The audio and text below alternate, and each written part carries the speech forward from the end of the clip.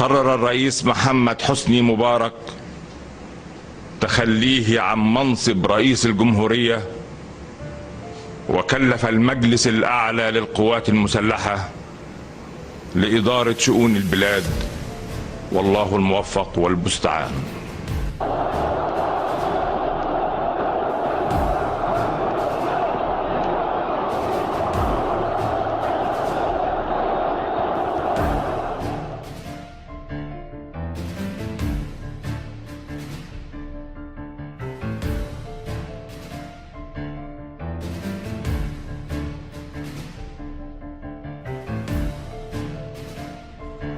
It was the protesters' main demand, and on the eve of another million-man march, it was met.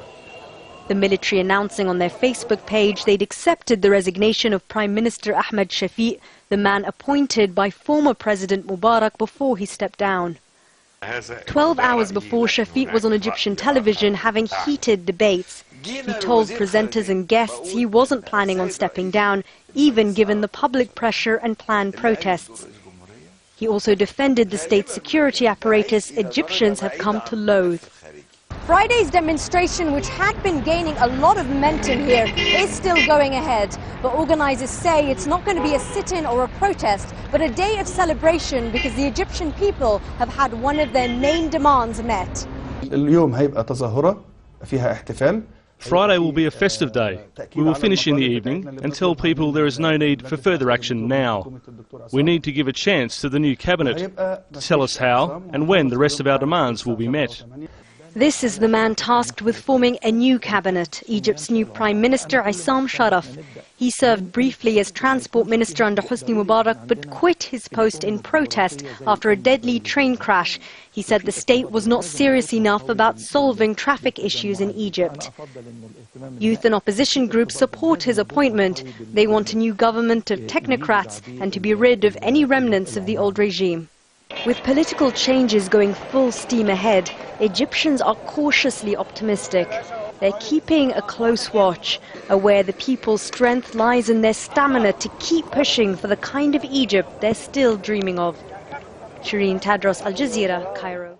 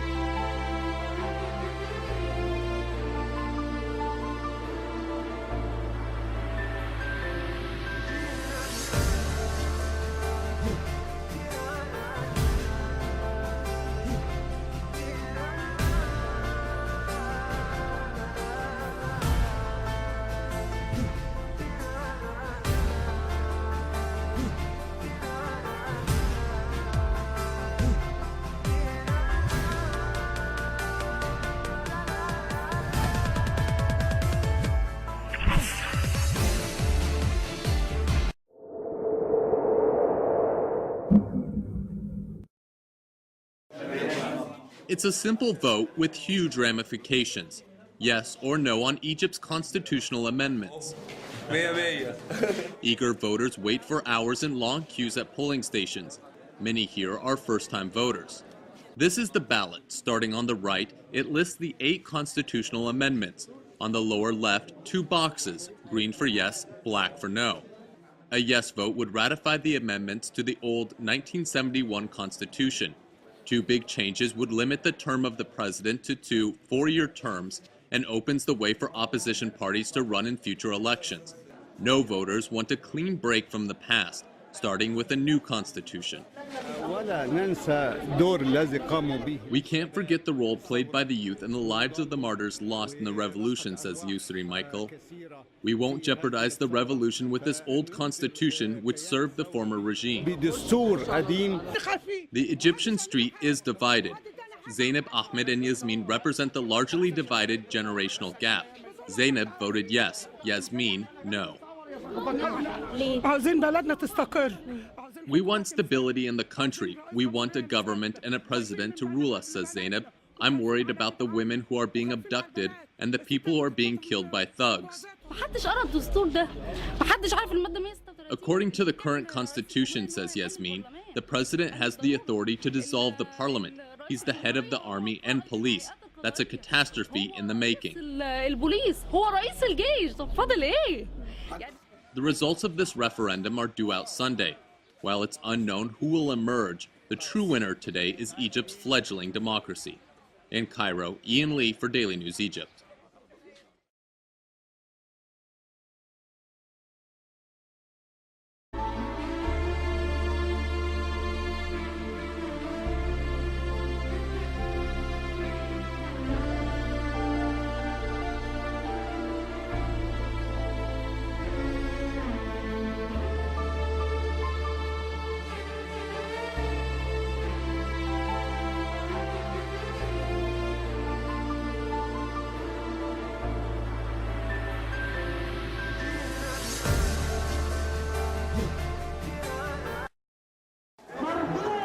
An Egyptian military helicopter circles Tahrir Square Friday, an unusual sight since the revolution ended last February. It could have something to do with the tens of thousands of Egyptians below voicing their frustration with the ruling Supreme Council of the Armed Forces.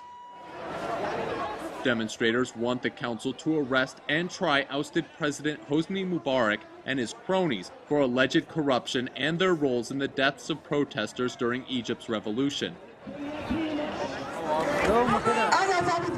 The military council is unconstitutional because they're all pensioners loyal to Mubarak, says this army officer. Several soldiers defying orders and under threat of arrest received a hero's welcome in the square. They spoke to a gathering larger than usual as members from the Muslim Brotherhood, liberals, and socialists gathered to pressure the army for action. I'm here to prove my loyalty to everyone standing in Tahrir Square, and the army is with me, whether those who made it here or couldn't, he says. They all reject the corrupt regime that left and whose remains still exist. They have to go. While these officers aren't high-ranking, they represent the growing divide within the military establishment between the younger and older generations. Even with the frustration, many Egyptians still see the ruling council as a necessary evil.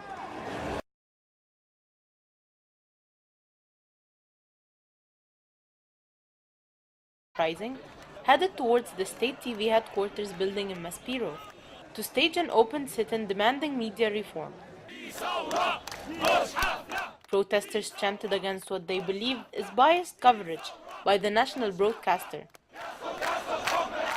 They also slammed human rights violations perpetrated by Egypt's military rulers and largely ignored by the state media. Khaled Sherbini explains why he chose to protest in front of Maspero. First, it's a huge symbol to SCAF. Second, it's the headquarters of the media in Egypt. Third, as we all say, this is the headquarters of the liars, the media, the Egyptian television and radio. Agreeing with Khaled were hundreds of protesters who continued to flood Cairo's streets and marshes over the span of 3 days. But what kind of lies does Khaled claim Maspero spread? They refer to us as thugs. We got paid to protest.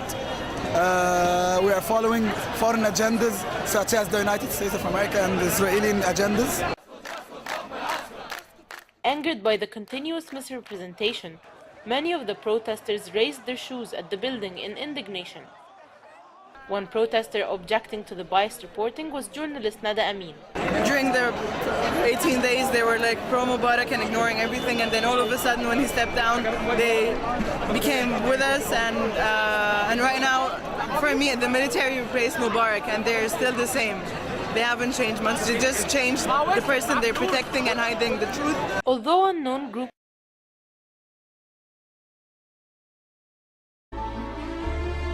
My name is Lubna Darwish. I was taking part in the march that's starting in Shobra, coming to Maspero on the 9th of October.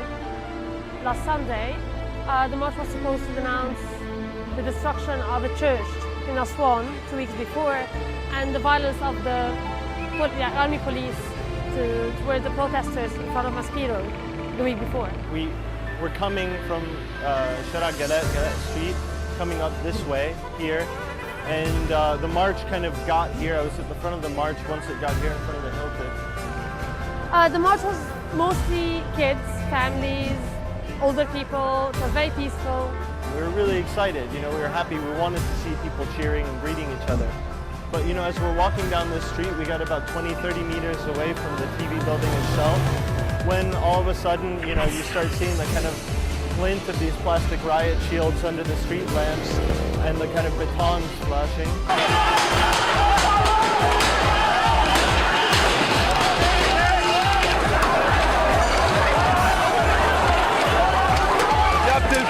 Then we found APC running towards us really fast. In the beginning it was like just one. So we thought it was a stupid soldier driving it. And then we found another one joining it, and they were both going in zigzags, hitting people, running them over, and going back and forth for about 4 times.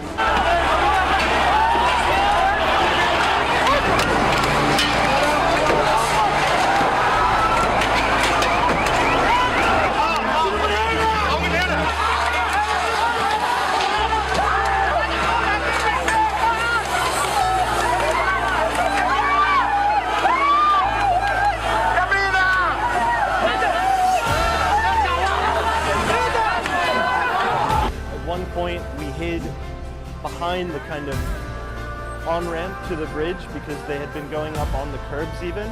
So the only space we thought was safe was the kind of narrow sort of bit where a car couldn't pass through if it tried. They kept coming back and coming back and coming back. You know, people were screaming, people were terrified. They didn't know where to hide because it didn't seem like anywhere was safe at this point. And it just kept going, 10, 15 minutes of it. They had on top. So this keeps going for a half hour, an hour, I don't even remember. And at some point, you know, we start getting messages, you know, from friends that the state TV is riling things up and they're asking people to come down. They're saying that we've been killing people from the army, that we started it, and that, you know, ordinary citizens, the kind of, you know, the good people of Egypt need to come down and protect the army.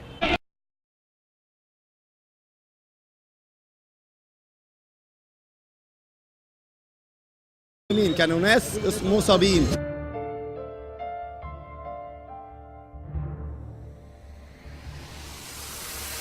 ميدان التحرير يشهد تصاعدا للأحداث بين قوات الأمن والمعتصمين.